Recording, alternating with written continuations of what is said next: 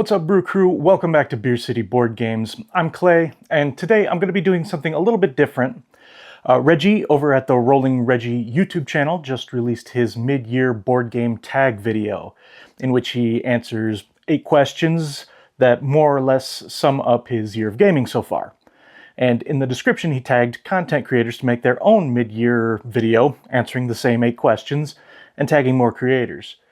And I was pretty excited to see that I was one of the ones tagged because I think this will be a really fun video to make. So thanks, Reggie. And if you're not already following Rolling Reggie, definitely do so. He puts out some really high quality content. Now, first off, slight disclaimer. Our game group loves learning new games, but we aren't too fussed about trying to play the new hotness right when it comes out. So because of that, we haven't played a lot of games specifically from 2024 yet. So a lot of these are going to fall more into the new to me in 2024 category. I actually would be really curious to revisit this list at the end of the year to see how my answers have changed. And with that being said, let's get on to these questions. All right, the first question is, what is your favorite game? So as of right now, and my last Top 100 series, my favorite game of all time is Brass Birmingham. This game feels very different from a lot of other games that I play, mainly because of the level of interaction between players. And this interaction can be both positive and negative.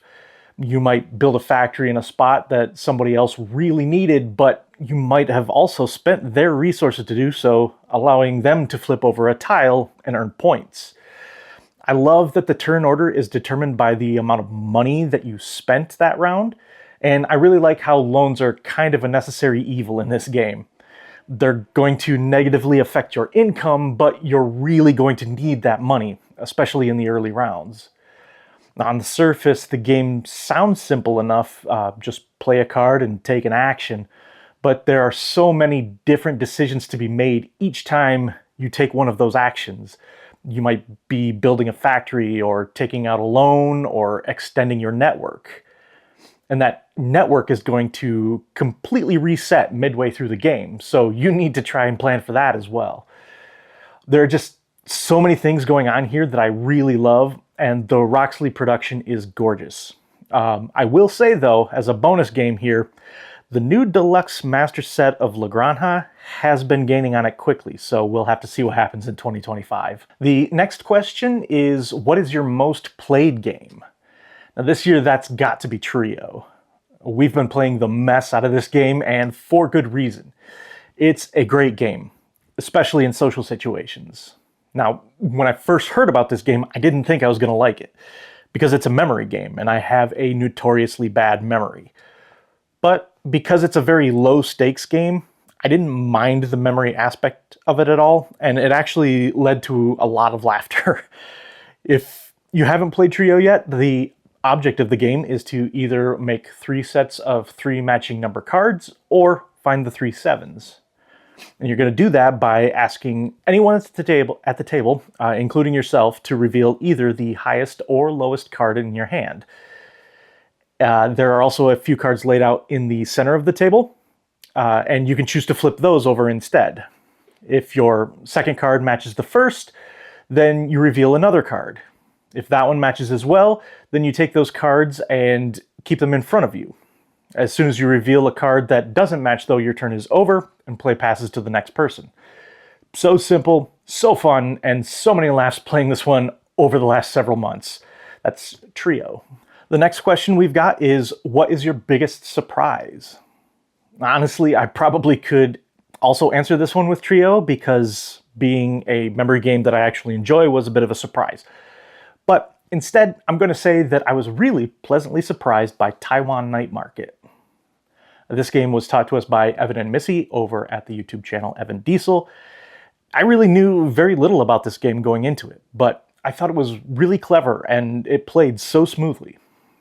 In it, you're bidding on market stall locations, and it's all about trying to have the right stalls in the right location to attract the most customers. You'll know what some of the customers want each round, but each player is going to choose a few customers in secret as well. And these customers are going to follow a predetermined route, and stop at the first market stall selling the goods that they want. It's such a simple idea, but you really need to plan ahead and also keep an eye on what your opponents are doing. Otherwise, you might end up with no customers at all. I went from knowing next to nothing about this game, but it was in my head for the next few days after we played it because it was so interesting. And that's Taiwan Night Market. Up next, we've got which game's production or art has impressed you the most. I thought really hard on this one to try and avoid doubling up on anyone else's videos, but hands down, best production has got to go to the new Deluxe Castles of Burgundy. In my opinion, this game is a masterpiece of game design, and it finally has an addition that reflects its status in the board game world. The new player mats are fantastic, the acrylic tiles feel amazing, and the 3D castles add so much table presence. There's still not a lot in the way of art, but the box cover is beautiful, and it's a major step up from the previous versions. We stopped short of getting the 3D terrain pieces, mainly because it seemed like it would add some unnecessary fiddliness to the game, but I also think they look great. I actually still have my anniversary edition of Castles of Burgundy as well, and I'm actually considering keeping it because then I have a version of the game that I could travel with, because that's definitely not happening with the deluxe edition. That box is massive. I would say that if you haven't tried Castles of Burgundy yet, you should give it a shot, even if you're not typically into that style of game, because this generally is a game that gamers of all types seem to like. And I definitely don't think you need to jump right in and buy the deluxe edition. They all play amazing. But if you're like me and this is one of your favorite games of all time, you will not be disappointed by the production here. All right, the next question is, what game do you want to get off of your shelf of shame the most? My pick here is definitely an older game and one that I've had on my shelf for quite a while now, but just haven't found the right opportunity to play it, and that's A Study in Emerald. I specifically have the second edition of the game, which I got in a trade. I know this game has some worker placement and card play elements to it, but what really piqued my interest in this game was the fact that players will have certain alliances, and in order for a player to win, their collective alliance faction has to have outscored the other faction. I think this is such an interesting idea, and I'm very curious to see how it plays out within the game, because in the end, only one player will win, but they need the entire team to do well if they want to come out on top. So it sounds like there might be some strange moments of pseudo-collaboration. It also makes me wonder if there's a situation where there is no winner. It sounds bizarre, but I'm always interested in games that have this kind of weird twist to them. A long time ago, I played a game called The Arrival, which had a somewhat similar concept, and even though I haven't played it in a very long time, I still have it on my shelf because it's such a cool concept. So I'm hoping that A Study in Emerald will give me a similar feeling. All right, the next question is, which game from 10 plus years ago did you discover this year? Now, there are a couple of older games that we've played this year that we've really enjoyed, and I would actually say that overall, I really love learning some of the great games that came out before I really got into the hobby, which would have been around 2014, 2015. Now, I guess my pick for this isn't technically that old, but it is a game that has been re-implemented, and that's Caylus 1303. Now, Caylus 1303 came out in 2019, but the original Caylus came out in 2005. This is a really interesting worker placement style game where all of your worker placement spaces are next to a road, and you're going to be moving a marker backward and forward along the road, and any worker placement spaces past where the marker ends up on the road will not trigger its action that round. It can be a pretty cutthroat game, especially for a Euro-style board game, but I really ended up enjoying this one. More so than I thought I would. Most of the game is pretty standard Eurogame stuff, gathering resources to build buildings and contribute to a castle or cathedral or something. Maybe the theme was fresher back in 2005, but for me, that tension of not really knowing if you're going to get to take all of your actions is really what made the game stand out for me. So that's Kalis 1303. Which anticipated releases are you most excited about for the second half of the year? This was a pretty easy pick for me, and that's Black Forest, which is a new game coming out from Uwe Rosenberg, and looks like it reworks or reiterates on Glass Road, which is a game that's been in my top 10 games of all time for several years now.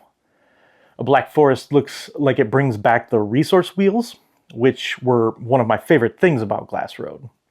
All the resources you get are tracked on these wheels, and if everything on the wheel moves up, it will automatically generate another type of resource, spending your basic resources whether you are ready or not.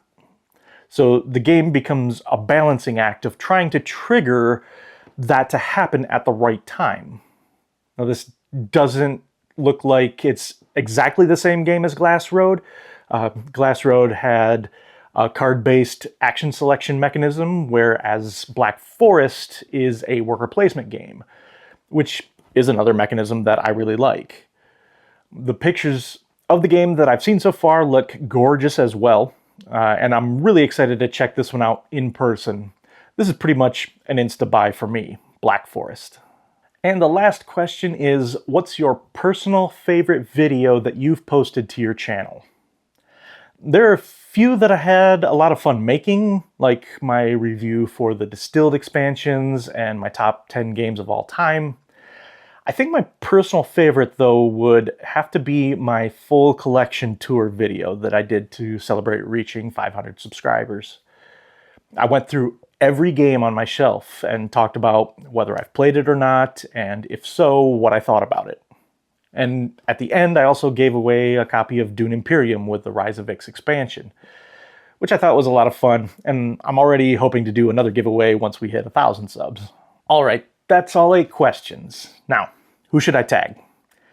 I think first up, I want to tag our friends over at Evan Diesel, and hopefully they'll be able to get the whole gang involved. Next, I want to pick some of my new friends and fellow OFPG Voices contributors, so I'm tagging Blackboard Gaming and Joe and Abby over at The Phantom Meeple. One of the most entertaining channels out there in terms of board game content is The Dragon's Tomb, so I'd love to hear what he has to say. I'd also love to hear from Don't Be Bored.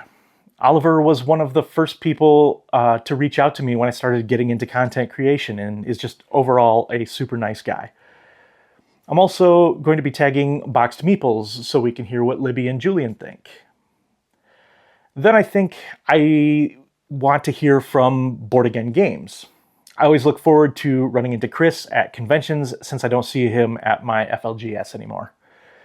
And with my last pick, I feel like maybe I'm swinging for the fences a little bit, and like the odds of this being seen are pretty slim, but I would love to hear from Paula Deming. She's an incredibly creative person with a great sense of humor and does so much for this hobby. All right, everybody, that's it for this video. I can't wait to hopefully hear from everyone that I tagged, and if I didn't tag you, go ahead and leave your answers to these questions in the comments below.